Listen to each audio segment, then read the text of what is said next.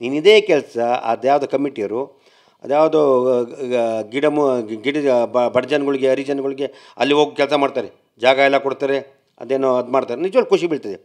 ಆ ಥರ ಮುಗ್ಧ ಜನಗಳಿಗೆ ಓಡಾಡೋದು ನಾವು ಅದಕ್ಕೆ ಸಪೋರ್ಟ್ ಮಾಡ್ತೀವಿ, ಇರೋದಕ್ಕೆ ಕೆಲಸ ಮಾಡ್ತೀವಿ.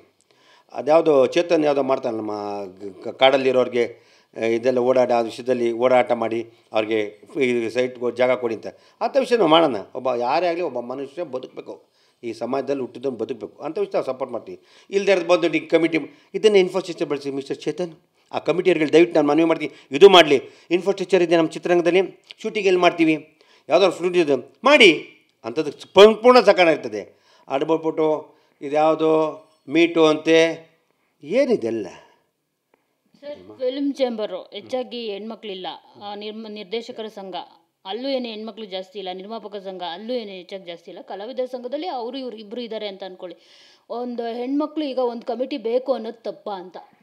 ಹೆಣ್ಮಕ್ಳಿಗೆ ಎಲ್ಲಿ ಬರಬೇಕು ಅವ್ರಿಗೆ ಏನು ಒಂದು ನಿಮಿಷ, ಹೆಣ್ಮಕ್ಳಿಗೆ ಇವತ್ತೆಷ್ಟು ಸ್ವಾತಂತ್ರ್ಯ ಗಂಡು ಹೋಗ್ಸೋದ್ರಿಂದ ಹೆಣ್ಮಕ್ಳು ಜಾಸ್ತಿ ಇದೆ ನಮ್ಮಲ್ಲಿ, ಬರಲಿ ಬೇಡ ಅಂತ ಹೇಳ್ತಾರೆ ಯಾರು ಅಮ್ಮ, ಅವ್ರಿಗೆಲ್ಲ ಆರಾಮ್. ಎಲ್ಲಿಗೆ ಕಮಿಟಿ ಬೇಡ ಅಂತ ಕಮಿಟಿ ಇದ್ರೆ ಇಲ್ಲ, ನಮ್ಮನ್ನು ಮೀಟು ಇದ್ರೆ ಕಮಿಟಿ ಮಾಡಿ ಅನ್ನೋದು ಯಾರಿಗೂ ಅನುಕೂಲ ಇಲ್ಲ, ಕಲಾವಿದ್ರಿಗಿಲ್ಲ, ಪ್ರೊಡ್ಯೂಸರ್ಗಿಲ್ಲ, ಹೆಣ್ಮಕ್ಳಿಗಿಲ್ಲ, ಯಾರಿಗಿಲ್ಲ. ನಮ್ಮ ಹೆಣ್ಮಕ್ಳಲ್ಲಿ ಅಮ್ಮ ಚಿತ್ರರಂಗದ ಯಾವ ಹೆಣ್ಮಕ್ಳು ಹಂಗಿಲ್ಲ. ನಮ್ಮ ಹೆಣ್ಮಕ್ಳೆಲ್ಲ ಒಳ್ಳೆ ಹುಡುಗರೆ, ಎಲ್ಲ ಕಲಾವಿದರು ಒಳ್ಳೆ ಹುಡುಗರೆ. ನಮ್ಮಲ್ಲಿ ಆ ಥರ ಇಲ್ಲ, ನಮ್ಮಲ್ಲಿ ಆ ಥರ ಬರೋದು ಬೇಡ.